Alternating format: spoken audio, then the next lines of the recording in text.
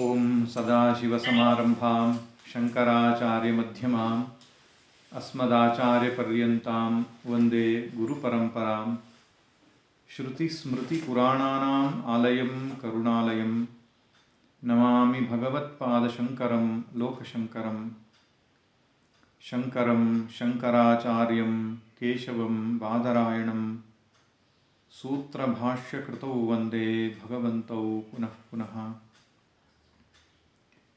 ಈಶ್ವರೋ ಗುರುರಾತ್ಮೇತಿ ಮೂರ್ತಿಭೇದವಿಭಾಗಿನೇ ವ್ಯೋಮವದ್ವ್ಯಾಪ್ತದೇಹಾಯ ದಕ್ಷಿಣಾಮೂರ್ತಯೇ ನಮಃ. ದಕ್ಷಿಣಾಮೂರ್ತಯೇ ನಮಃ.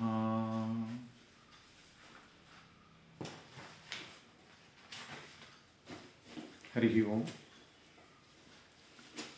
ಗಣಪತಿ ಅಥರ್ವಶೀರ್ಷ ಅಥವಾ ಗಣೇಶ ಅಥರ್ವಶೀರ್ಷ ಎಂಬ ಹೆಸರಿನಿಂದ ಪ್ರಸಿದ್ಧವಾಗಿರತಕ್ಕಂತಹ ಒಂದು ಉಪನಿಷತ್ತನ್ನು ನಾವೀಗ ಚಿಂತನೆ ಮಾಡಲಿಕ್ಕೆ ಹೊರಟಿದ್ದೇವೆ. ಇದು ಅಥರ್ವ ವೇದ ಅಥವಾ ಅಥರ್ವಣ ವೇದ ಅಂತ ಕರೆಯಲ್ಪಡುವಂತಹ ಒಂದು ವೇದಕ್ಕೆ ಸೇರಿದ ಉಪನಿಷತ್ತಾಗಿದೆ. 108 ಉಪನಿಷತ್ತುಗಳನ್ನು ಏನು ಮುಕ್ತಿಕೋಪನಿಷತ್ತು ಹೆಸರಿಸುತ್ತೆ, ಅದರಲ್ಲಿ ಇದನ್ನು ಕೂಡ ಪರಿಗಣಿಸಲ್ಪಟ್ಟಿದೆ ಅಂತ ಹೇಳ್ತಾರೆ. ಆದ್ದರಿಂದ ಅಥರ್ವ ಶೀರ್ಷ ಎಂಬ ಶಬ್ದವನ್ನು ಬಳಸಿದಾಗಲೇ, ಶೀರ್ಷ ಅಂದರೆ ಮೂರ್ಧ ಅಂತ ಅರ್ಥ, ತಲೆ ಅಂತ ಅರ್ಥ. ಅಥರ್ವ ವೇದದ ತಲೆ ಅಂದಾಗ ಉಪನಿಷತ್ತು ಅಂತ ಅರ್ಥ ಆಗ್ತದೆ. ಅಥರ್ವ ಉಪನಿಷತ್ತು ಅಂತ ಅಥವಾ ಅಥರ್ವಣ ವೇದಕ್ಕೆ ಸೇರಿದ ಉಪನಿಷತ್ತು ಅಂತ ಒಂದು ಅರ್ಥ. ಇನ್ನೊಂದು ತಲೆ ಅನ್ನೋದು ಶ್ರೇಷ್ಠ ಎಂಬ ಅರ್ಥವನ್ನು ಕೊಡೋದ್ರಿಂದ ಅಥರ್ವ ವೇದದ ಮಂತ್ರ ರಾಶಿಯಲ್ಲಿ ಇದು ಶ್ರೇಷ್ಠವಾದದ್ದು ಎಂಬ ಅರ್ಥವನ್ನು ಕೊಡುತ್ತೆ. ಈ ಪ್ರಕಾರವಾದ ಅಥರ್ವಣ ವೇದಕ್ಕೆ ಸೇರಿದ ಉಪನಿಷತ್ತು ಗಣಪತಿಯ ಮೇಲೆ ಮಾತ್ರ ಅಲ್ಲ, ದೇವಿಗೆ ಸೇರಿದ ಉಪನಿಷತ್ತು ಇದೆ. ಅಥರ್ವಣ ದೇವಿ ಉಪನಿಷತ್ತು ಅಂತ ಒಂದಿದೆ. ಆಮೇಲೆ ಸೂರ್ಯನಿಗೆ ಸೇರಿದ ಒಂದು ಅಥರ್ವಣ ವೇದ ಉಪನಿಷತ್ತಿದೆ. ಆಮೇಲೆ ನಾರಾಯಣನಿಗೆ ಸೇರಿದ ಒಂದು ಉಪನಿಷತ್ತಿದೆ, ಅದು ಲಘು ನಾರಾಯಣ ಉಪನಿಷತ್ತು ಅಂತ ಹೇಳ್ತಾರೆ. ಮಹಾನಾರಾಯಣ ಉಪನಿಷತ್ತು ಅಂತಿದೆಯಲ್ಲ, ಹಾಗೆ ಲಘು ನಾರಾಯಣ ಅಂತ ಕರೀತಾರೆ. ಡಿಫರೆನ್ಸ್ ಮಾಡಲಿಕ್ಕೆ ಆದರೆ ಅಥರ್ವಣಕ್ಕೆ ವೇದಕ್ಕೆ ಸೇರಿದಂಥ ಒಂದು ಉಪನಿಷತ್ತು. ಹಾಗೆ ಶಿವನಿಗೆ ಸೇರಿದಂತಹ ಅಥರ್ವಣ ವೇದ. ಪಂಚಬ್ರಹ್ಮಗಳು ಅಂತ ನಾವೇನು ಕರಿತೇವೆ, ನಿತ್ಯ ಪೂಜೆಯಲ್ಲಿ ಶಿವ, ವಿಷ್ಣು, ಗಣಪತಿ, ಅಂಬಿಕಾ, ಸೂರ್ಯ ಎಂಬುದಾಗಿ ಈ ಪರಮಾತ್ಮನ 5 ಅಭಿವ್ಯಕ್ತಿಗಳನ್ನು ನಾವೇನು ಆರಾಧನೆ ಮಾಡ್ತೇವೆ, ಆ 5 ಅಭಿವ್ಯಕ್ತಿಗಳ ಕುರಿತಾದಂತಹ ಪಂಚಬ್ರಹ್ಮರ ಕುರಿತಾದಂತಹ ಉಪನಿಷತ್ತುಗಳು ಅಥರ್ವ ವೇದದಲ್ಲಿ ಬರ್ತದೆ. ಅದರಲ್ಲಿ ಗಣಪತಿ ಅಥರ್ವಶೀರ್ಷ ತುಂಬ ಪ್ರಸಿದ್ಧವಾಗಿದೆ. ವೈಷ್ಣವರಲ್ಲಿ ಈ ಲಘು ನಾರಾಯಣ ಉಪನಿಷತ್ತು ಅಂತ ಕರೆಯುವಂತಹ ನಾರಾಯಣ ಉಪನಿಷತ್ತು ಕೂಡ ಪ್ರಸಿದ್ಧ ಆಗಿದೆ. ಇನ್ನು ದೇವಿ ಉಪಾಸಕರಲ್ಲಿ ದೇವಿ ಅಥರ್ವಣ ಶೀರ್ಷ ಎಂಬುದಾಗಿ ಒಂದು ಉಪನಿಷತ್ತಿದೆ. ಅದನ್ನು ಅವರು ಪ್ರಸಿದ್ಧವಾಗಿ ಅನುಸಂಧಾನ ಮಾಡ್ತಾರೆ. ಹೀಗೆ ಸೂರ್ಯ ಉಪನಿಷತ್ತು ಕೂಡ ಪ್ರಸಿದ್ಧವಾಗಿದೆ. ಈ ಪ್ರಕಾರವಾದಂತಹ ಒಂದು ಅನುಷ್ಠಾನ ನಮ್ಮ ಪರಂಪರೆಯಲ್ಲಿದೆ. ಹೀಗೆ ನೋಡಿದಾಗ ಗೊತ್ತಾಗುತ್ತೆ, ಈ ಗಣಪತಿ ಅಥರ್ವ ಶೀರ್ಷ ಅನ್ನುವಂಥದ್ದು ತುಂಬ ಪ್ರಾಚೀನ ಇರಲಿಕ್ಕಿಲ್ಲ ಅಂತ ಅನಿಸುತ್ತೆ. ಯಾಕಂದರೆ ಶಂಕರ ಭಗವತ್ಪಾದರು ತಮ್ಮ ದಶೋಪನಿಷತ್ ಭಾಷ್ಯವನ್ನು ಏನು ಬರೆದ್ರೋ ಆ 10 ಉಪನಿಷತ್ತುಗಳು ತುಂಬ ಪ್ರಾಚೀನವಾದವು. ಅದಲ್ಲದೆ ಒಂದು 4-5 ಉಪನಿಷತ್ತುಗಳನ್ನು ಭಾಷ್ಯದಲ್ಲಿ ಅವರು ಬಳಸ್ಕೊಂಡಿದ್ದಾರೆ. ಶ್ವೇತಾಶ್ವತರ, ಮಹಾನಾರಾಯಣ, ಜಾಬಾಲ ಮುಂತಾದವುಗಳನ್ನು ಅವರು ಬಳಸ್ಕೊಂಡಿದ್ದಾರೆ. ಕೌಶೀತಕಿ ಮುಂತಾದವುಗಳನ್ನು. ಅವುಗಳಲ್ಲಿ ಎಲ್ಲೂ ಕೂಡ ಒಂದು ವಿಶಿಷ್ಟವಾದ ರೂಪವನ್ನು ವರ್ಣಿಸಿದ್ದು ಕಾಣಲ್ಲ. ಈ ಉಪನಿಷತ್ತಲ್ಲಿ ಶಿವಸುತಾಯ, ಲಂಬೋದರಾಯ, ಏಕದಂತಾಯ ಮುಂತಾದ ವಿಶಿಷ್ಟ ರೂಪವನ್ನು ಗಣಪತಿಗೆ ಕೊಟ್ಟಿದ್ದನ್ನು ನೋಡಿದಾಗ ಆ ರೀತಿಯಾದ ವ್ಯವಸ್ಥೆ ಪರಬ್ರಹ್ಮನಿಗೆ ಹೇಳಿರುವಂಥದ್ದು ಪ್ರಾಚೀನ ಉಪನಿಷತ್ತುಗಳಲ್ಲಿ ಕಂಡು ಬರೋದಿಲ್ಲ. ಆ ದೃಷ್ಟಿಯಿಂದ ಕೆಲವರು ಸ್ವಲ್ಪ ಅರ್ವಾಚೀನ ಇರಬಹುದು ಎಂಬುದಾಗಿ ಹೇಳ್ತಾರೆ. ಅದಕ್ಕೆ ಮುಖ್ಯ ಉಪನಿಷತ್ತು ಮತ್ತು ಗೌಣ ಉಪನಿಷತ್ತು ಅಂತ 2 ವಿಭಾಗ ಮಾಡ್ತಾರೆ ಕೆಲವರು, ಮೇಜರ್ ಆ್ಯಂಡ್ ಮೈನರ್ ಅಂತ. ಸೊ ಆ ದಶೋಪನಿಷತ್ತುಗಳನ್ನು ಮೇಜರ್ ಉಪನಿಷತ್ನಲ್ಲಿ ಸೇರಿಸಿದರೆ ಈ ಉಳಿದವುಗಳನ್ನು ಮೈನರ್ ಉಪನಿಷತ್ತಲ್ಲಿ ಸೇರಿಸ್ತಾರೆ. ಮೈನರ್ ಅಂದರೆ ಅದು ವಿಷಯ ದೃಷ್ಟಿಯಿಂದ ಅಲ್ಲ, ಪ್ರಾಚೀನತೆ ಮತ್ತು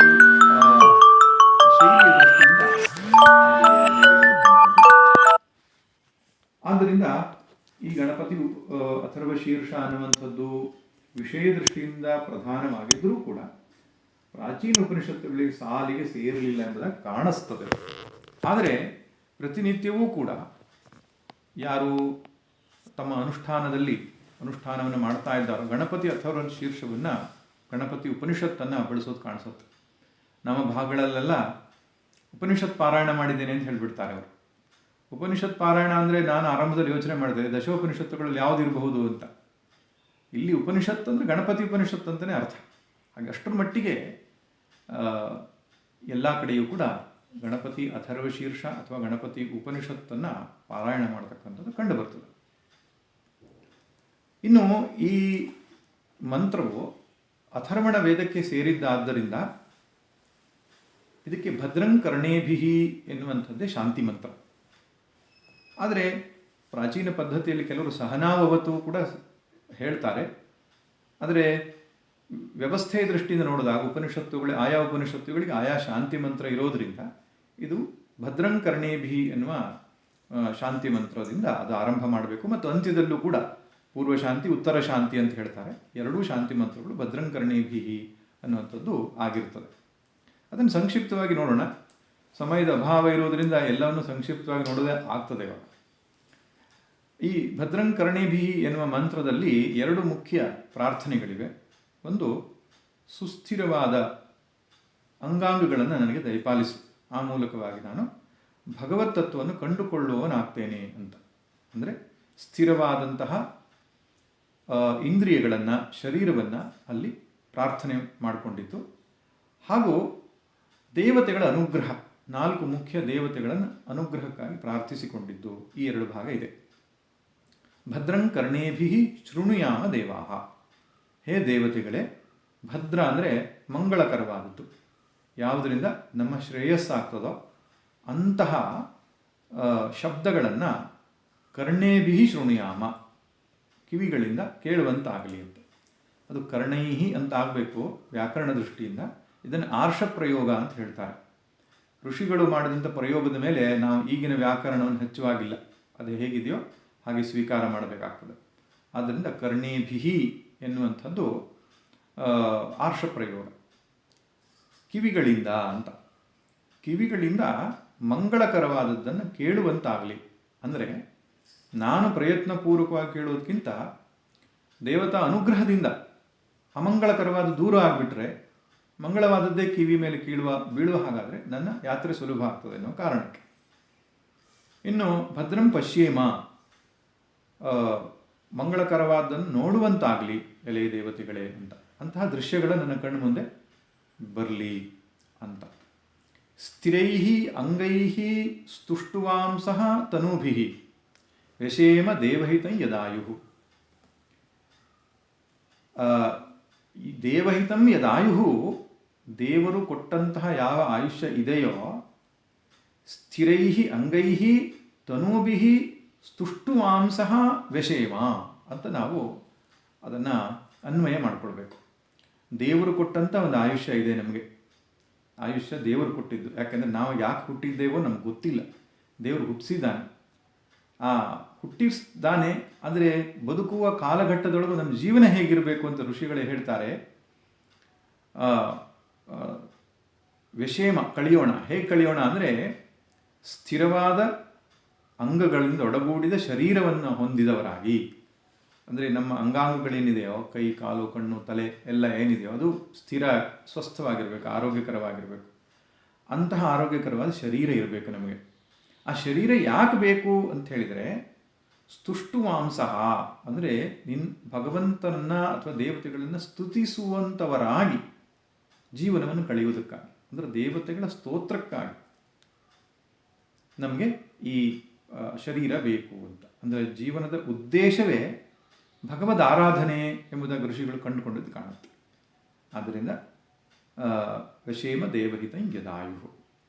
ಇಷ್ಟು ಸ್ಥಿರವಾದ ಅಂಗ ಉಪಾಂಗಗಳಿಗೆ ಮತ್ತು ಮಂಗಳಕರವಾದಂತಹ ಪರಿಸರ ವಾತಾವರಣಕ್ಕಾಗಿ ಪ್ರಾರ್ಥನೆ ಮಾಡಿದ್ದು ಗೊತ್ತಾಗ್ತದೆ. ಇನ್ನು ಮುಂದಿನ ಮಂತ್ರದಲ್ಲಿ ಅನುಗ್ರಹಕ್ಕಾಗಿ ಪ್ರಾರ್ಥನೆ ಮಾಡೋದು ಕಾಣುತ್ತೆ. ಇಂದ್ರನನ್ನು, ಪೂಷನ್ ಅಂದರೆ ಸೂರ್ಯನನ್ನು, ತಾರ್ಕ್ಷ ಅಂದರೆ ಗರುಡನನ್ನು ಹಾಗೂ ಪ್ರಜಾಪತಿಯನ್ನು 4 ದೇವತೆಗಳನ್ನು, ಪ್ರಜಾಪತಿಯಲ್ಲ ಬೃಹಸ್ಪತಿಯನ್ನು, ಬೃಹಸ್ಪತಿ ಅಂದರೆ ದೇವಗುರು, ಬೃಹಸ್ಪತಿಯ 4ರನ್ನು ಅನುಗ್ರಹಕ್ಕಾಗಿ ಪ್ರಾರ್ಥನೆ ಮಾಡುವುದು ಕಾಣಿಸ್ತದೆ. ಸ್ವಸ್ತಿನ ಇಂದ್ರೋ ವೃದ್ಧಶ್ರವಾಹ, ಸು ಅಸ್ತಿ ಮಂಗಳಕರವಾಗಲಿ, ನಮಗೆ ಒಳ್ಳೆಯದಾಗಲಿ. ಯಾರಪ್ಪ ಅಂದರೆ ಇಂದ್ರನು ನಮಗೆ ಸ್ವಸ್ತಿ ಮಂಗಳವನ್ನು ಉಂಟು ಮಾಡಲಿ. ಇಂದ್ರನಿಗೆ ಒಂದು ವಿಶೇಷಣ ಕೊಟ್ಟಿದ್ದಾರೆ, ವೃದ್ಧಶ್ರವಾಹ. ಶ್ರವ ಅಂದರೆ ಕೀರ್ತಿ, ವೃದ್ಧ ಅಂದರೆ ಬೆಳೆದ, ಎತ್ತರಕ್ಕೆ, ಅಂದರೆ ಪ್ರಸಿದ್ಧವಾದ, ಅತ್ಯಂತ ವಿಸ್ತಾರವಾದಂತಹ ಕೀರ್ತಿ ಉಳ್ಳವನಾದ ಇಂದ್ರನು ನಮಗೆ ಮಂಗಳವನ್ನು ಉಂಟು ಮಾಡಲಿ. ಸ್ವಸ್ತಿನಃ ಪೂಷಾ, ಪೂಷನ್ ಅಂದರೆ ಸೂರ್ಯ, ಪೂಷನನ್ನು ಬೇರೆ ದೇವತೆಯನ್ನು ಹೇಳ್ತಾರೆ, ಪೂಷ ಅಂತ ಸೂರ್ಯನಿಗೂ ಕರೀತಾರೆ. ಹಾಗೆ ಆ ಪೂಷನ್ನ ದೇವತೆಯು ಪೋಷಣೆಯನ್ನು ಮಾಡೋದ್ರಿಂದ ಪೋಷನ್ ಅಂತ ಅರ್ಥ. ಅವನಿಗೆ ವಿಶ್ವೇ ದೇವಾಹ ಅಂದ್ರೆ ಸ್ವಸ್ತಿನಃ ಪೂಷಾ ವಿಶ್ವೇ ವೇದಾಹ, ವಿಶ್ವವೇದಾಹ. ವಿಶ್ವವೇದ ಅಂದ್ರೆ ವಿಶ್ವ ಅಂದ್ರೆ ಎಲ್ಲ ಅಂತ ಅರ್ಥ ಸಂಸ್ಕೃತದಲ್ಲಿ. ವೇದ ಅಂದ್ರೆ ತಿಳಿದಿರುವನು ಅಂತ. ಎಲ್ಲವನ್ನೂ ತಿಳಿದಿರುವ ಸೂರ್ಯನು ಎಲ್ಲವನ್ನೂ ತಿಳಿದಿದ್ದಾನೆ. ಅವನು ಹಿರಣ್ಯಗರ್ಭನ ಪ್ರತೀಕ ಆಗಿರೋದ್ರಿಂದ ಸರ್ವಜ್ಞನಾಗಿದ್ದಾನೆ. ಆದ್ರಿಂದ ವಿಶ್ವವೇದನಾಗಿರತಕ್ಕಂತಹ ಪೂಷನು ನಮಗೆ ಮಂಗಳವನ್ನು ಉಂಟು ಮಾಡಲಿ. ಸ್ವಸ್ತಿನ ಸ್ತಾರ್ಕ್ಷೋ ಅರಿಷ್ಟ ನೇಮಿಹಿ, ಅರಿಷ್ಟ ನೇಮಿಯಾದಂತಹ ಅಂದ್ರೆ ಕಷ್ಟಗಳನ್ನ ದೂರ ಮಾಡುವಂತಹ, ಅರಿಷ್ಟ ನೇಮಿ ಅನ್ನೋದಕ್ಕೆ ಅಪ್ರತಿಹತ ವೇಗವುಳ್ಳ ಎಂಬ ಅರ್ಥವನ್ನು ಮಾಡಿದ್ದಾರೆ. ಆದ್ದರಿಂದ ಅತ್ಯಂತ ವೇಗಶಾಲಿಯಾದ ಬಲಾಢ್ಯನಾದ ಗರುಡನು ನಮಗೆ ಮಂಗಳವನ್ನು ಉಂಟು ಮಾಡಲಿ. ಸ್ವಸ್ತಿನೋ ಬೃಹಸ್ಪತಿ ದುದಾತು, ಬೃಹಸ್ಪತಿಯು ನಮಗೆ ಮಂಗಳವನ್ನು ಉಂಟು ಮಾಡಲಿ. ಓಂ ಶಾಂತಿ ಶಾಂತಿ ಶಾಂತಿ. ತ್ರಿವಿಧ ತಾಪ ನಿವೃತ್ತಿಗಾಗಿ 3 ಶಾಂತಿಯನ್ನು ಹೇಳಿದ್ದಾರೆ.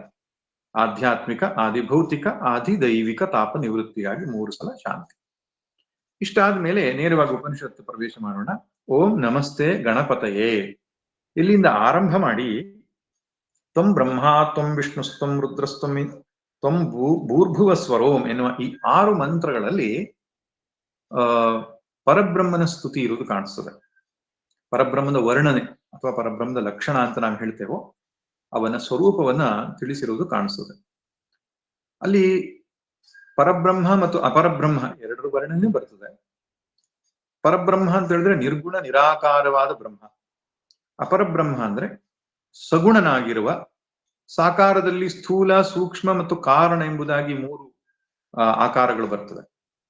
ಸಗುಣ, ಸೂಕ್ಷ್ಮ, ಸಗುಣ ಕಾರಣ, ಸಗುಣ ಸೂಕ್ಷ್ಮ, ಸಗುಣ ಸ್ಥೂಲ ಅಂತಕ್ಕಂತಹ 3 ವಿಧ ಬರ್ತದೆ. ಅದರಲ್ಲಿ ವಿಶೇಷವಾಗಿ ಸಗುಣ ಸೂಕ್ಷ್ಮ ಮತ್ತು ಸಗುಣ ಕಾರಣದ ಒಂದು ವರ್ಣನೆ ಹಾಗೂ ನಿರ್ಗುಣ ನಿರಾಕಾರದ ವರ್ಣನೆ ಬರುತ್ತೆ. ಒಟ್ಟಿನಲ್ಲಿ ಸಗುಣ ನಿರ್ಗುಣ ಬ್ರಹ್ಮದ ಸ್ವರೂಪದ ಒಂದು ವರ್ಣನೆ ಅನ್ನುವಂಥದ್ದು 6 ಮಂತ್ರದಲ್ಲಿ ಮಾಡಿದ್ದಾರೆ. ತದನಂತರ 7ನೇ ಮಂತ್ರ ಮತ್ತು 8ನೇ ಮಂತ್ರ, ಈ 2 ಮಂತ್ರಗಳಲ್ಲಿ ಆ ಪರಮಾತ್ಮನ ಮಂತ್ರ ಸ್ವರೂಪದ ವರ್ಣನೆ ಬರುತ್ತೆ.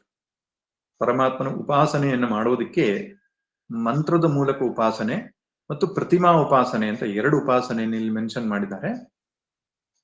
ಜಪದ ಮೂಲಕ ಮಾಡತಕ್ಕಂತಹ ಒಂದು ಉಪಾಸನೆ ಏನಿದೆಯೋ ಅದನ್ನು ಗಣೇಶ ವಿದ್ಯಾ ಅಂತ ಕರೆದಿದ್ದಾರೆ. ಗಣೇಶ ಮಂತ್ರದ ಮೂಲಕ ಮಾಡತಕ್ಕಂಥ ಉಪಾಸನೆ. ಅದರಲ್ಲಿ 3 ಮಂತ್ರಗಳನ್ನ ಹೇಳಿದ್ದಾರೆ. ಓಂ ಗಂ ಎನ್ನುವಂತಹ ಒಂದು ಏಕಾಕ್ಷರ, ಬೀಜಾಕ್ಷರ ಅಂತ ಕರೀತಾರೆ.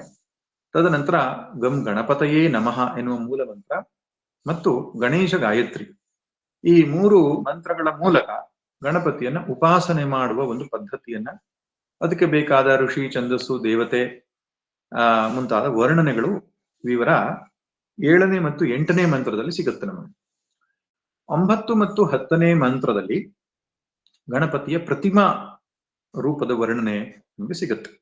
ಪ್ರತಿಮಾ ಉಪಾಸನೆ ಎನ್ನುವಂಥದ್ದು ಏನಿದೆಯೋ ಅದು ವೇದಗಳ ಕಾಲದಲ್ಲಿ ಅಂದ್ರೆ ಉಪನಿಷತ್ ಸಂದರ್ಭದಲ್ಲಿ ಎಷ್ಟು ಸ್ಪಷ್ಟವಾಗಿ ಗೋಚರ ಆಗಲ್ಲ, ಬೀಜ ರೂಪದಲ್ಲಿ ಕಾಣಬಹುದು. ಅದರ ತದನಂತರ ಆಗಮಗಳಲ್ಲಿ, ಪುರಾಣಗಳಲ್ಲಿ ಅತ್ಯಂತ ಸ್ಪಷ್ಟವಾಗಿ ಪ್ರತಿಮೆಗಳ ವರ್ಣನೆ, ಸ್ಪಷ್ಟವಾದಂತಹ ಚಿತ್ರಣ ಧ್ಯಾನ ಶ್ಲೋಕಗಳಲ್ಲಿ ಕಂಡು ಬರ್ತದೆ. ಇಲ್ಲಿಯೂ ಕೂಡ ಗಣಪತಿಯ ವರ್ಣನೆ ಎನ್ನುವಂಥದ್ದು ಸ್ಪಷ್ಟವಾದಂತಹ ವರ್ಣನೆ ನಮಗೆ ಕಾಣಿಸ್ತದೆ. ಅವನ ಆಯುಧಗಳು, ಅವನ ಶರೀರ, ಬಣ್ಣ ಮುಂತಾದವುಗಳೆಲ್ಲ ವಿವರ ಕಾಣಿಸ್ತದೆ. ಒಟ್ಟು 10 ಮಂತ್ರಗಳಿವೆ. ಆರಂಭದ 6 ಮಂತ್ರಗಳು ಸಗುಣ ನಿರ್ಗುಣಾತ್ಮಕವಾದ ಪರಮಾತ್ಮನ ಅಥವಾ ಪರಬ್ರಹ್ಮನ ವರ್ಣನೆ. 7 ಮತ್ತು 8 ಮಂತ್ರಗಳಲ್ಲಿ 8ನೇ ಮಂತ್ರದಲ್ಲಿ ಮಂತ್ರ ಸ್ವರೂಪದ ವರ್ಣನೆ. 9 ಮತ್ತು 10ರಲ್ಲಿ ಪ್ರತಿಮಾ ರೂಪದ ವರ್ಣನೆ ಅನ್ನುವಂಥದ್ದು ಬರ್ತದೆ. ಇನ್ನು 11, 12, 13, 14 ಈ ಕೊನೆ 4 ಮಂತ್ರಗಳಲ್ಲಿ ಫಲಶ್ರುತಿ ಬರ್ತದೆ. ಗಣಪತಿ ಅಥರ್ವ ಶೀರ್ಷವನ್ನ ಬೇರೆ ಬೇರೆ ರೀತಿಯಲ್ಲಿ ಹೇಳಿದಾಗ ಯಾವ್ಯಾವ ಫಲಗಳು ಸಿಗ್ತದೆ ಅಂತ. ಪಾರಾಯಣ ಮಾಡಿದ್ರೆ ಏನ್ ಫಲ ಸಿಗುತ್ತೆ, ಅರ್ಚನೆ ಮಾಡಿದ್ರೆ ಏನ್ ಫಲ ಸಿಗುತ್ತೆ, ಜಪ ಮಾಡಿದ್ರೆ ಏನ್ ಫಲ ಸಿಗುತ್ತೆ, ಹೋಮ ಮಾಡೋದ್ರಿಂದ ಏನ್ ಫಲ ಸಿಗುತ್ತೆ, ಈ ಪ್ರಕಾರವಾಗಿ ಬೇರೆ ಬೇರೆ ಪ್ರಯೋಗಗಳು ಅಂತ ಹೇಳ್ತಾರೆ. ಈ ಮಂತ್ರವನ್ನ ಬೇರೆ ಬೇರೆ ರೀತಿಯಲ್ಲಿ ಪ್ರಯೋಗಿಸುವುದರಿಂದ ಯಾವ್ಯಾವ ರೀತಿಯ ಫಲಗಳು ಸಿಗ್ತವೆ ಎನ್ನುವಂತಹ ಒಂದು ಫಲಶ್ರುತಿಯ ವರ್ಣನೆ ಬರ್ತದೆ. ಇಷ್ಟು ಒಟ್ಟಾರೆಯಾದಂತಹ ಗಣಪತಿ ಅಥರ್ವ ಶೀರ್ಷದ ಚಿಂತನೆ. ಇನ್ನು ಒಂದೊಂದೇ ಮಂತ್ರವನ್ನು ಸಂಕ್ಷಿಪ್ತವಾಗಿ ನೋಡೋಣ. ಮೊದಲನೇ ಮಂತ್ರ ಓಂ ನಮಸ್ತೆ ಗಣಪತಯೇ ತ್ವಮೇವ ಪ್ರತ್ಯಕ್ಷಂ ತತ್ವಮಸಿ ತ್ವಮೇವ ಕೇವಲಂ ಧರ್ತಾಸಿ ತ್ವಮೇವ ಕೇವಲಂ ಭರ್ತಾಸಿ ತ್ವಮೇವ ಸರ್ವಂ ಖಲ್ವಿದಂ ಬ್ರಹ್ಮಾಸಿ ತ್ವಂ ಸಾಕ್ಷಾತ್ ಆತ್ಮಾಸಿ ನಿತ್ಯಂ. ಈ 1, 2, 3, 4, 5, 6, 7 ವಾಕ್ಯಗಳನ್ನು ಹೊಂದಿರತಕ್ಕಂತಹ ಈ ಮಂತ್ರದಲ್ಲಿ ಒಟ್ಟಾರೆಯಾಗಿ ಗಣಪತಿಯ ಚಿತ್ರಣ ಸ್ಪಷ್ಟ ಆಗ್ಬಿಟ್ಟಿದೆ. ಆರಂಭದಲ್ಲಿಯೇ ಗಣಪತಿ ಅಂದ್ರೆ ಯಾರು, ಅವನ ಸ್ವರೂಪವೇನು ಅನ್ನುವಂಥದ್ದು ಸ್ಪಷ್ಟವಾಗಿ ಕಟ್ಟಿಕೊಟ್ಬಿಟ್ಟಿದ್ದಾರೆ ಋಷಿಗಳು. ಆದ್ರಿಂದ ಇದರ ವಿಸ್ತಾರವೇ ಮುಂದಿನ ಮಂತ್ರ. ಆದ್ರಿಂದ ಇದನ್ನು ಸೂತ್ರ ರೂಪದ ಮಂತ್ರ ಭಾಗ ಅಂತ ತೆಗೆದುಕೊಳ್ಬಹುದು. ಆರಂಭದಲ್ಲಿ ಗಣಪತಯೇ ತೇ ನಮಃ, ಓಂ ಗಣಪತಯೇ ತೇ ನಮಃ. ಓಂಕಾರ ಸ್ವರೂಪನಾದ ಗಣಪತಿಯೇ ನಿನಗೆ ನಮಸ್ಕಾರಗಳು ಅಂತ ಹೇಳ್ತಾರೆ. ಇದು ಒಂದು ರೀತಿಯ ಮಂಗಲಾಚರಣೆ ಇದ್ದ ಹಾಗೆ ಅಂತ ಕಾಣಿಸ್ತದೆ. ಓಂಕಾರವೇ ಆಕ್ಚುಲಿ ಮಂಗಲಾಚರಣೆ. ಓಂಕಾರ ಸಹಿತವಾದಂತಹ ಗಣಪತಿಯನ್ನ ಇಲ್ಲಿ ನಮಸ್ಕರಿಸುವುದು ಕಾಣಿಸ್ತದೆ. ನಮ್ಮ ಪರಂಪರೆಯಲ್ಲಿ ಯಾವುದೇ ಮಂತ್ರವನ್ನ ಆರಂಭ ಮಾಡುವಾಗ ಪ್ರಣವದಿಂದ ಆರಂಭ ಮಾಡಬೇಕು ಅಂತ ವ್ಯವಸ್ಥೆ. ಯೋ ವೇದಾದು ಸ್ವರಃ ಪ್ರೋಕ್ತಃ ಅಂತ ಹೇಳ್ತಾನೆ. ವೇದದ ಆದಿಯಲ್ಲಿ ಹೇಳುವ ಸ್ವರ ಅಂತ ಪ್ರಣವ ಅಥವಾ ಓಂಕಾರ ಅಂತ ಹೇಳ್ತಾನೆ. ಓಂ ಎನ್ನುವುದೇ ಬ್ರಹ್ಮದ ವಾಚಕವಾಗಿದೆ, ಪ್ರತೀಕವಾಗಿದೆ. ಸರ್ವೇ ವೇದ ಯತ್ ಪದಮಾಮನಂತಿ ಓಂ ಇತ್ಯೇತತು ಅಂತ ಹೇಳ್ತಾರೆ. ಎಲ್ಲಾ ವೇದಗಳು ಯಾವ ಪದವನ್ನ, ಯಾವ ಸ್ಥಿತಿಯನ್ನು ಹೇಳ್ತವೆ ಅದಕ್ಕೆ ಓಂ ಎಂದು. ಅದು ಪರಬ್ರಹ್ಮನ ಸೂಚಕವೇ ಓಂ ಎನ್ನುವಂಥದ್ದು. ಅದು ಮಂಗಲವಾಚಕವೂ ಹೌದು. ಸೃಷ್ಟಿಯ ಆರಂಭದಲ್ಲಿ ಓಂಕಾರದಿಂದ ಸೃಷ್ಟಿ ಮಾಡಿದನಂತೆ ಚತುರ್ಮುಖ ಬ್ರಹ್ಮ ಎಂಬುದಾಗಿ ಹೇಳ್ತಾರೆ. ಆದ್ದರಿಂದ ಓಂಕಾರವನ್ನು ಹೇಳುವುದರಿಂದ ಸರ್ವ ಅಮಂಗಲ ದೂರ ಆಗ್ತದೆ. ಆ ಕಾರಣದಿಂದ ಎಲ್ಲ ಮಂತ್ರಗಳ ಆರಂಭದಲ್ಲಿ ಓಂ ಎಂಬುದಾಗಿ ಶುರು ಮಾಡಬೇಕು. ಗಣಪತಿ ನಿನಗೆ ನಮಸ್ಕಾರ ಅಂತ. ಗಣಪತಿ ಅಂದ್ರೆ ಗಣ ಅಂದ್ರೆ ಗುಂಪು ಅಂತ ಅರ್ಥ. ಈ ಜಗತ್ತನ್ನು ನಾವು ಗಮನಿಸಿದಾಗ ಎಲ್ಲವೂ ಗುಂಪು ಗುಂಪಾಗಿರುವುದು ಕಾಣ್ತದೆ. ಒಂದು ಆಧ್ಯಾತ್ಮಿಕ ಗುಂಪು, ಆದಿಭೌತಿಕ ಗುಂಪು ಮತ್ತು ಆದಿದೈವಿಕ ಗುಂಪು ಎಂಬುದಾಗಿ ತ್ರಿವಿಧ ಪ್ರಧಾನ ಗುಂಪುಗಳು. ಆಧ್ಯಾತ್ಮಿಕ ಗುಂಪಿನಲ್ಲಿ ನೋಡಿದಾಗ ಶರೀರದ ಅಂಗಾಂಗಗಳು, ಪಂಚಜ್ಞಾನೇಂದ್ರಿಯ, ಪಂಚಕರ್ಮೇಂದ್ರಿಯ, ಪಂಚಪ್ರಾಣ, ಅಂತಃಕರಣ, ಚತುಷ್ಟಯ ಇವೆಲ್ಲ ಒಂದೊಂದು ಗುಂಪಾಗಿದೆ. ಅಧಿಭೂತದಲ್ಲಿ ನೋಡಿದಾಗ ಪಕ್ಷಿಗಳು, ಪ್ರಾಣಿಗಳು, ವೃಕ್ಷಗಳು, ಪರ್ವತಗಳು, ನದಿಗಳು ಈ ರೀತಿ ಗುಂಪು ಗುಂಪಾಗಿರೋದು ಕಾಣಿಸುತ್ತೆ.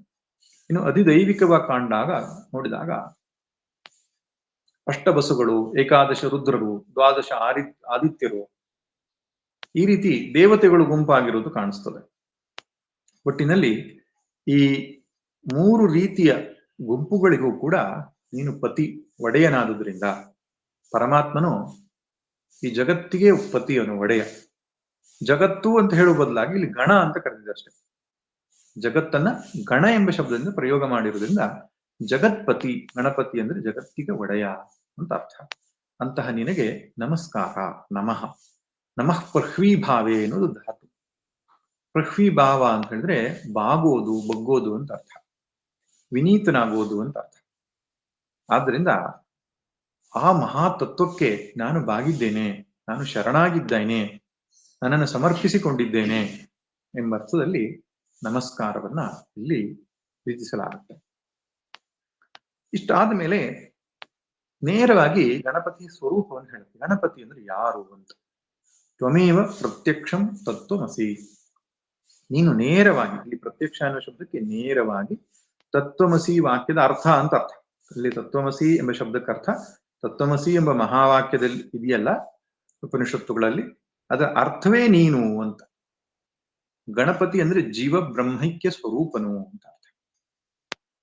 ಆ ಗಣಪತಿಯ ವಿಗ್ರಹವನ್ನು ನೋಡಿದಾಗ ಕೂಡ ಆ ತತ್ವಮಸಿ ಮಹಾವಾಕ್ಯದ ಅರ್ಥವೇ ಅಲ್ಲಿ ಕಾಣಿಸ್ತದೆ. ಯಾಕಂದ್ರೆ ಒಂದು ಗಜಾಕಾರವಾದಂತಹ ತಲೆ, ಗಜಾಕಾರದ ತಲೆ, ನರಾಕಾರವಾದ ಶರೀರ. ಈ ನರಾಕಾರವಾದ ಶರೀರ ಜೀವದ ಪ್ರತೀಕ. ಗಜಾಕಾರವಾದ ಆನೆ ತಲೆ ಎನ್ನುವಂಥದ್ದು ಬ್ರಹ್ಮದ ಪ್ರತೀಕ. ಸೊ ಜೀವ ಮತ್ತು ಬ್ರಹ್ಮ ಇದು ಐಕ್ಯವಾದದ ಪ್ರತೀಕವೇ ಗಣಪತಿ ಅಂತ. ಗಣಪತಿ ವಿಗ್ರಹದಲ್ಲಿಯೂ ಕೂಡ ತತ್ವಮಸಿ ಚಿಂತನೆಯು ಕಾಣುತ್ತದೆ. ಆದ್ರೆ ಪರಮಾತ್ಮ ಅಂದ್ರೆ ಯಾರಂದ್ರೆ ಈ ಜೀವವೇ ಪರಮಾತ್ಮ. ಜೀವದ ಸ್ವರೂಪವನ್ನು ನಾವು ವಿಚಾರ ಮಾಡಿದಾಗ ಇದು ಭಗವಂತನಲ್ಲದೆ ಇನ್ಯಾರೂ ಅಲ್ಲ ಅಂತ ಗೊತ್ತಾಗ್ತದೆ. ಆದ್ರಿಂದ ನೀನು ಸಾಕ್ಷಾತ್ ತತ್ವಮಸಿಯ ಅರ್ಥ ಇದ್ದೀಯಾ ಎಂಬುದಾಗಿ, ಅಂದ್ರೆ ಪರಬ್ರಹ್ಮನ್ ಇದ್ದೀಯಾ ಎಂಬುದಾಗಿ ಹೇಳ್ತಿದ್ದಾನೆ. ತ್ವಮೇವ, ತ್ವಮೇವ ಅಂದ್ರೆ ನೀನು ತತ್ವಮಸಿಯೇ ಹೌದು ಅಂತ. ಏವಕಾರ ಅನ್ನೋದು ಅನ್ಯ ವ್ಯಾವೃತ್ತಿಗೋಸ್ಕರ ಹೇಳುವಂತದ್ದು, ಒತ್ತು ಕೊಡೋದು ಅಂತ ಹೇಳ್ತೇವಲ್ಲ ಹಾಗೆ. ತ್ವಂ ತತ್ವಮಸಿ ಏವ, ಅಥವಾ ತ್ವಂ ಏವ, ನೀನೇ, ಬೇರೆ ಯಾರೂ ಅಲ್ಲ, ನೀನೇ ತತ್ವಮಸಿಯ ಅರ್ಥ ಇದ್ದೀಯಾ ಎಂಬ ಅರ್ಥದಲ್ಲಿ ಏವಕಾರವನ್ನು ಪ್ರಯೋಗಿಸಿದ್ದಾರೆ. ಇದು ನಿರ್ಗುಣ ಸ್ವರೂಪವನ್ನು ವರ್ಣನೆ ಮಾಡಿದ್ದಾಯ್ತು. ಇನ್ನು ಮುಂದಿಂದು ಸಗುಣ ಸ್ವರೂಪ, ಸೃಷ್ಟಿ ಸ್ಥಿತಿ ಲಯಕರ್ತ ನೀನು ಅಂತ. ನೀವು ತೈತ್ತರೀಯ ಉಪನಿಷತ್ತನ್ನು ತೆಗೆದುಕೊಂಡು ನೋಡಿದಾಗ ಪರಮಾತ್ಮನನ್ನ ವ್ಯಾವಹಾರಿಕ ಮತ್ತು ಪಾರಮಾರ್ಥಿಕವಾಗಿ ವರ್ಣಿಸಿದ ಕಾಣುತ್ತೆ. ಸತ್ಯಂ ಜ್ಞಾನಮನಂತಂ ಬ್ರಹ್ಮ ಅಂತ ಹೇಳಿದಾಗ ಪಾರಮಾರ್ಥಿಕ ಸ್ವರೂಪ ಅಥವಾ ನಿರ್ಗುಣ ಸ್ವರೂಪ. ಯಥೋ ವಾ ಇಮಾನಿ ಭೂತಾನಿ ಜಾಯಂತೆ, ಭೃಗುವಲ್ಲಿಯಲ್ಲಿ ಬರುತ್ತದೆ. ಬ್ರಹ್ಮಾನಂದವಲ್ಲಿಯಲ್ಲಿ ಏನ್ ಬರುತ್ತೆ?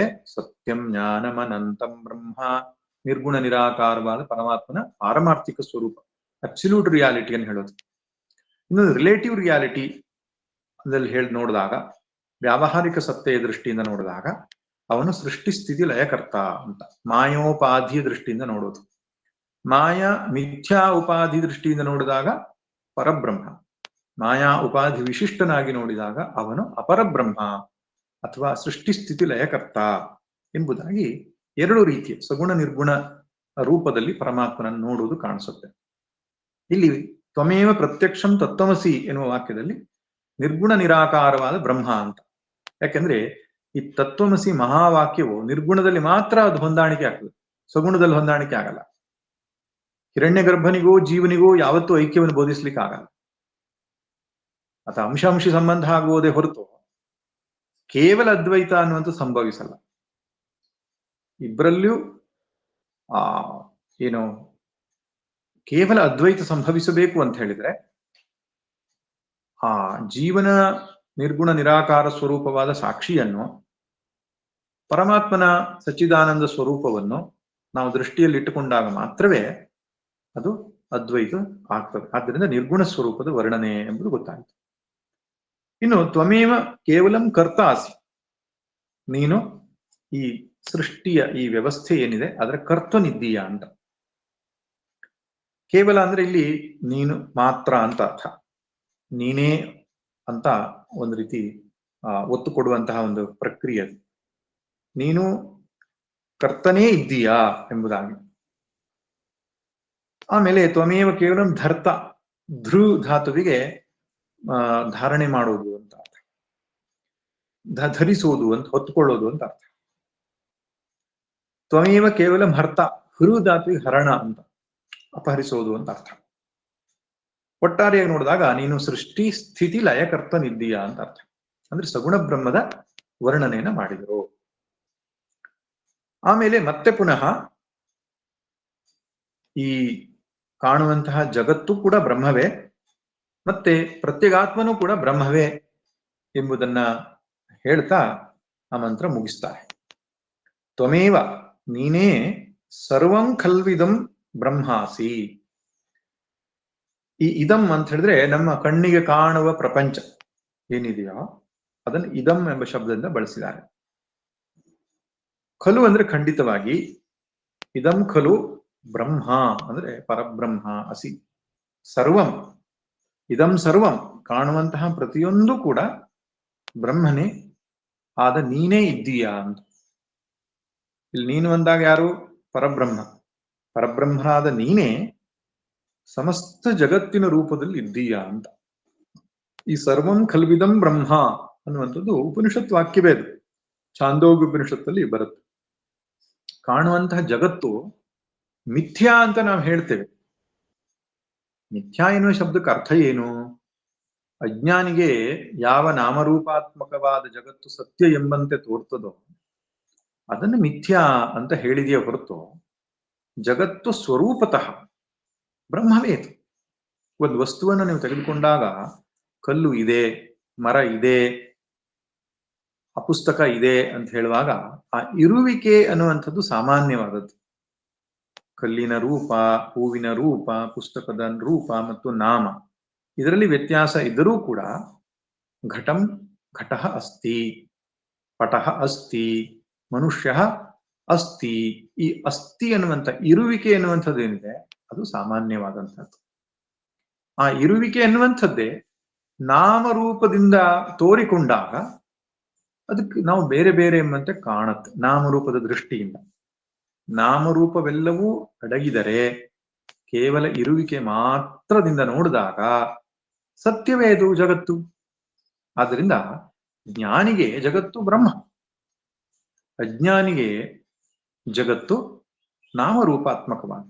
ಆ ನಾಮರೂಪಾತ್ಮಕವಾದ ಜಗತ್ತನ್ನು ಸತ್ಯ ಅಂತ ಏನು ಭ್ರಮಿಸಿದ್ದಾನೋ ಅದನ್ನು ಮಿಥ್ಯಾ ಅಂತ ಹೇಳ್ತಾನೆ. ನೀನು ಸತ್ಯ ಅಂತ ಏನ್ ತಿಳ್ಕೊಂಡಿದ್ಯಲ್ಲ ಅದು ಮಿಥ್ಯಾ. ಅಂದ್ರೆ ಅದು ಅದು ಪಾರಮಾರ್ಥಿಕವಾದದ್ದಲ್ಲ, ಅದಕ್ಕೆ ಸ್ವತಂತ್ರ ಅಸ್ತಿತ್ವ ಇಲ್ಲ, ಅದು ಆತ್ಮನನ್ನೇ ಆಶ್ರಯಿಸಿಕೊಂಡಿದೆ ತನ್ನ ಇರುವಿಕೆಗಾಗಿ ಎಂಬ ಅರ್ಥದಲ್ಲಿ ಮಿಥ್ಯಾ. ಮಿಥ್ಯಾ ಅಂದ್ರೆ ತೋರ್ತಾ ಇಲ್ಲ ಅಂತನೂ ಅರ್ಥ ಅಲ್ಲ, ತೋರ್ತಾ ಇದ್ರೂ ಅದಕ್ಕೆ ಆತ್ಯಂತಿಕ ಸತ್ಯತ್ವ ಇಲ್ಲ ಅಂತ ಅರ್ಥ.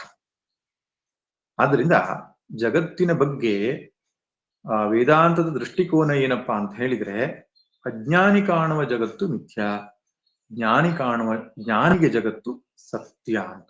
ದೃಷ್ಟಾಂತ ಕೊಡ್ಬೇಕು ಅಂದ್ರೆ, ಅಲೆಗಳು, ಸಮುದ್ರದಲ್ಲಿ ವಿವಿಧ ಅಲೆಗಳು, ನೊರೆಗಳು ಏನೋ ಕಾಣುತ್ತದೆ, ಅದು ಅಜ್ಞಾನಿಗೆ ಪ್ರತ್ಯೇಕವಾಗಿ ಕಾಣುತ್ತೆ. ಆ ಅಲೆಗಿಂತ ಈ ಅಲೆ ಬೇರೆ ಅಂತ. ಯಾವನಿಗೆ ನೀರೊಂದೇ ಎಂಬುದು ಗೊತ್ತಾಗ್ತದೋ ಅವಾಗ ಅವನೇನ್ ಹೇಳ್ತಾನೆ? ನೀರು ಮಾತ್ರ ಸತ್ಯ ಅಂತ ಹೇಳ್ತಾನೆ. ನೀರಿನ ರೂಪದಿಂದ ಅಲೆ ಸತ್ಯ. ಹಾಗೆ ಯಾವನಿಗೆ ಆ ಪರಬ್ರಹ್ಮದ ದೃಷ್ಟಿ ಬಂದಿದೆಯೋ ಅವನಿಗೆ ಇದೆಲ್ಲವೂ ಬ್ರಹ್ಮವೇ ಅಂತ ಸರ್ವಾತ್ಮ ಭಾವ ಎಂಬುದಾಗಿ ಕರೀತಾರೆ. ಈ ದೃಷ್ಟಿ ಬರೆದು ಹೊರತುನೂ ಜ್ಞಾನ ಪೂರ್ಣ ಆಗಲಿಲ್ಲ ಅಂತಾನೆ ಅರ್ಥ. ಎಲ್ಲಿ ತನಕ ತನಗಿಂತ ಹೊರತಾಗಿ ಇನ್ನೊಂದು ಜಗತ್ತು ಉಳಿತದ, ಇನ್ನೊಂದೇನು ಉಳಿಯಬಾರದು ಅಂತ. ಯತ್ರ ಉದರಮಂತರಂ ಕುರುತೆ ತಸ್ಯ ಭಯಂ ಭವತಿ ಅಂತ. ತನಗಿಂದ ಹೊರತಾಗಿ ಇನ್ನೊಂದು ಉಳ್ಕೊಂಡ್ರೆ ಭಯ ಆಗ್ತದೆ. ಆದ್ರಿಂದ ಹೊರಗಡೆ ಕಾಣುವ ಜಗತ್ತು ಪರಬ್ರಹ್ಮವೇ ಎಂಬುದಾಗಿ ನಿಶ್ಚಯ ಆಗಬೇಕು. ಅದನ್ನೇ ಹೇಳ್ತಿದ್ದಾರೆ, ತ್ವಮೇವ ಸರ್ವಂ ಖಲ್ಲು ಇದಂ ಬ್ರಹ್ಮ. ಇದಂ ಸರ್ವಂ, ಇದಂ ಸರ್ವಂ ಅಂದ್ರೇನು? ಏನೇನು ಅನುಭವಕ್ಕೆ ಬರ್ತದೆ ಪಂಚಜ್ಞಾನೇಂದ್ರಿಯಗಳಿಂದ ಅದೆಲ್ಲವೂ ಕೂಡ ತ್ವಮೇವ ಬ್ರಹ್ಮ, ನೀನೇ ಬ್ರಹ್ಮನಾದ ನೀನೇ ಇದ್ದೀಯ. ಮತ್ತೆ ಅಷ್ಟೇ ಅಲ್ಲ, ಕಾಣುವ ಜಗತ್ತು ಬ್ರಹ್ಮ, ಒಳಗಿರುವ ಜೀವನ ಸ್ವರೂಪ ಏನೋ? ತ್ವಂ ಸಾಕ್ಷಾತ್ ಆತ್ಮ ಅಸಿ ನಿತ್ಯಂ. ನಿತ್ಯಂ ಅಂದ್ರೆ ಯಾವಾಗಲೂ ಕಾಲ ಪರಿಚ್ಛಿನ್ನವಾಗಿ ಇರತಕ್ಕಂತಹ ಆ ಆತ್ಮ ಯಾವುದಿದೆಯೋ ಅವನೇ ನೀನಿದ್ದೀಯ ಅಂತ. ಈ ಆತ್ಮ ಎನ್ನುವ ಶಬ್ದವೂ ಕೂಡ ಶರೀರಕ್ಕೂ ಬಳಕೆ ಆಗುತ್ತೆ. ಆತ್ಮ ವೈ ಪುತ್ರನಾಮಾಸಿ, ಆತ್ಮನೇ ಪುತ್ರನಾಗ್ತಾನೆ ಅಂತ. ಶರೀರವೇ ಇನ್ನೊಂದು ಶರೀರವಾಗಿ ಹುಟ್ಟುವಾಗ ಇಲ್ಲಿ ಆತ್ಮ ಎನ್ನುವ ಶಬ್ದ ಶರೀರಕ್ಕೆ ಪ್ರಯೋಗ ಆಗಿದೆ. ಆತ್ಮಾನಂ ರಥಿನಂ ವಿದ್ಧಿ, ಜೀವಕ್ಕೆ ಪ್ರಯೋಗ ಆಗಿದೆ, ಅಂತಃಕರಣಕ್ಕೆ ಪ್ರಯೋಗ ಆಗಿದೆ. ಆದ್ರಿಂದ ಪ್ರತ್ಯಗಾತ್ಮ ಅಂತ ಬಳಸಬೇಕು. ಅತ್ಯಂತ ಒಳಗಡೆ ಇರುವ ಆತ್ಮ ಪ್ರತ್ಯಗಾತ್ಮ ಅಂತ. ಆ ಪ್ರತ್ಯಗಾತ್ಮವೇ ನಮ್ಮೆಲ್ಲರ ಸ್ವರೂಪ. ಪ್ರತ್ಯಗಾತ್ಮವೇ ನಮ್ಮೆಲ್ಲರ ಸ್ವರೂಪ. ಆತ್ಮ ಎನ್ನುವ ಶಬ್ದಕ್ಕರ ಆತ್ಮ ಹಿ ಸ್ವರೂಪಂ ಅಂತ. ಈಗ ಚಿನ್ನದ ಆಭರಣಗಳಿವೆ, ಆ ಆಭರಣಗಳ ಆತ್ಮ ಯಾವುದು? ಚಿನ್ನ. ಮಡಿಕೆ, ಕುಡಿಕೆ, ಹಂಡೆ ಮುಂತಾದ ಮಣ್ಣಿನಿಂದ ಮಾಡಿದಂತಹ ಬೇರೆ ಬೇರೆ ಸಲಕರಣೆಗಳಿದೆ, ಅದರ ಆತ್ಮ ಯಾವುದು? ಮಣ್ಣು. ಹಾಗೆ ಶರೀರ, ಮನಸ್ಸು, ಬುದ್ಧಿ, ಅಹಂಕಾರ, ಅವ್ಯಕ್ತ, ಇದೆಲ್ಲ ಒಳಗೊಂಡಂತಹ ಚೇತನ, ಇವೆಲ್ಲ ಇರತಕ್ಕಂತಹ ಈ ನಾನು ಅನ್ನುವಂತಹ ಜೀವಾತ್ಮನಿಗೆ ಆತ್ಮ ಯಾವುದು ಅಂದ್ರೆ ಪ್ರತ್ಯೇಕ ಆತ್ಮನಾಗಿರುವಂತಹ ಸಾಕ್ಷಿ ಚೈತನ್ಯ, ಅತ್ಯಂತ ಒಳಗಡೆ ಇರುವುದು ಅಂತ. ಒಳಗಡೆ ಇರುವುದು ಎಂಬ ಶಬ್ದಕ್ಕೆ ಅರ್ಥ ಏನು? ಇಷ್ಟೇ ವ್ಯಾಪಕವಾಗಿರುವುದು, ಇದನ್ನೆಲ್ಲ ಆವರಿಸಿಕೊಂಡಿರುವುದು, ಇದಕ್ಕಿಂತ ಹೊರತಾಗಿರುವುದು ಎಂಬ ಅರ್ಥ. ಹೀಗೆ ಆ ಆತ್ಮವೇ ನೀನಿದ್ದೀಯಾ ಅಂತ ಇಲ್ಲೂ ಪುನಃ ಜೀವಬ್ರಹ್ಮ ಐಕ್ಯವನ್ನ ಹೇಳಿರುವುದು ಕಾಣಿಸ್ತದೆ.